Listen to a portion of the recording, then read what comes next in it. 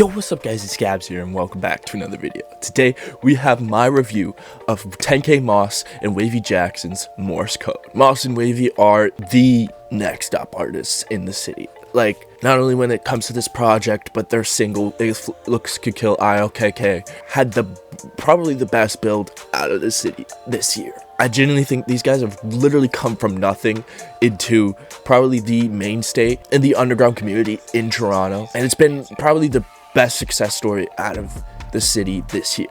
This project is 10 tracks and it has a runtime of just over 22 minutes. Very short, very sweet, very compact, and very cohesive, which is something I was actually quite surprised about with this project. It starts off with Far, a song that's been teased pretty much alongside ILKK as far as I know, or as long as I've been aware of it. It's got a beautiful intro, with a perfect sample and a story on point. It talks about some of the shit that they've been able to do this year, which by the way is literally just a glimpse. There's a lyric on the tour bus with Lucky, we did that. That's just a glimpse of what they were able to do this year. They've been outside. I heard this, I was on a call with them to make my TikTok about them back in September, late September, early October. And when I tell you the stories they have is insane. You probably wouldn't even believe it. Like, when I tell you they have stories, they have fucking stories with some of the underground's biggest stars. They've worked their way up from nothing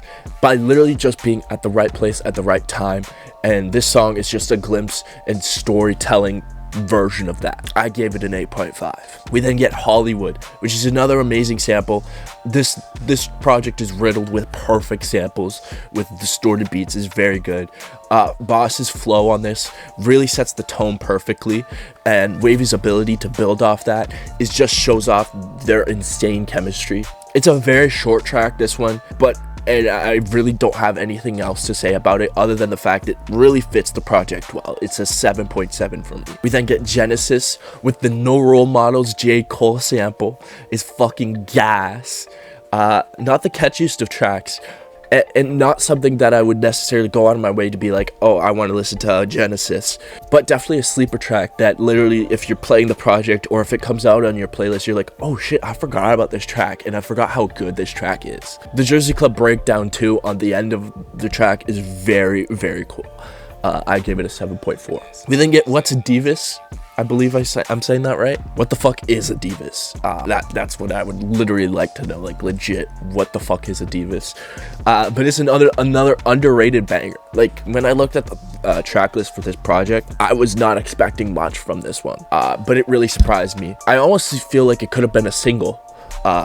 It's that good. These guys just have an uncanny ability to slide on these distorted beats and make a catchy ass fucking chorus. I gave this one an 8.2. We then get Die Lit, which is pretty much a Shaq Diesel.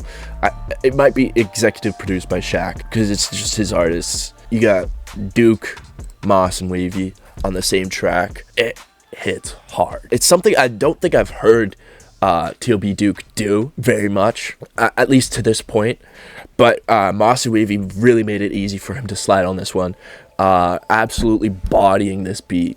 And then Duke's verse is just absolutely perfect. It's a very good dichotomy between the Moss and Wxvy style that's like very underground and the more mainstream style that or the more mainstream sound that Duke has, very similar to Polo G and Scory and all those guys. Super American flow, brings it something different to the table while still making the track feel like cohesive.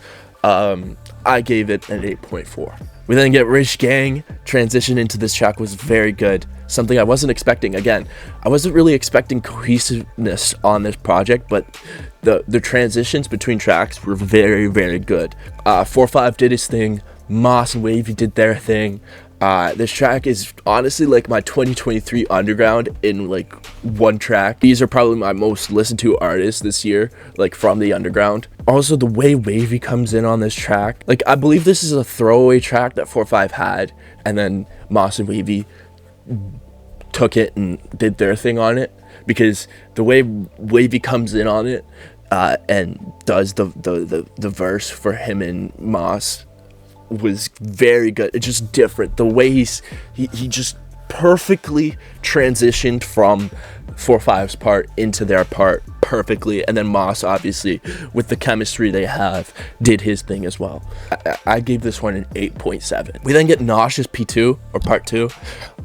Again, a great transition. I keep saying it, but the cohesiveness of this project is very surprising to me. The track kind of feels a bit like filler.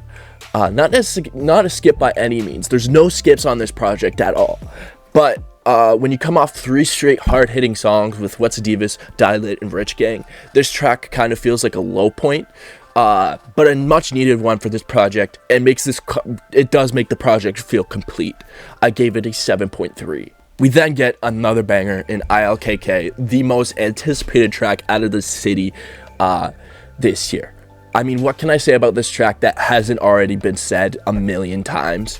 This is the Toronto Underground Song of the Year. I said it earlier this week in my top songs of November, but I'm going to reiterate it. The build-up for this song and the way they built the hype for this song needs to be studied and replicated throughout the community. I think this is probably the most hype a song has had before release in the city that I've seen, especially this year. I think everybody in the city and everybody in the community knew about ILKK before it had even dropped, and it's a banger too. It's that good of a track that it deserved that much hype. I gave it a 9.3. We then get By Myself, which I feel like is an extension of ILKK. The way it transitions into it, it literally feels like you could probably make a 4 or 5 minute track just ILKK / By Myself on a project that wasn't underground. You'd put these songs together and make one song. I do feel like it's also like a perfect outro track. Like, I feel like Risk could have been put in the middle of the track list and had By Myself end the project, but I also like this being a penultimate point, so you can finish on a high with Risk. So I see both sides. Either way, though, this track is a 7.9 for me. We finally finished the project off with Risk. The story of this track, though, is nuts. Again, I'm telling you guys, these guys have stories. I want to have them on an interview and tell this story properly, especially of this track specifically.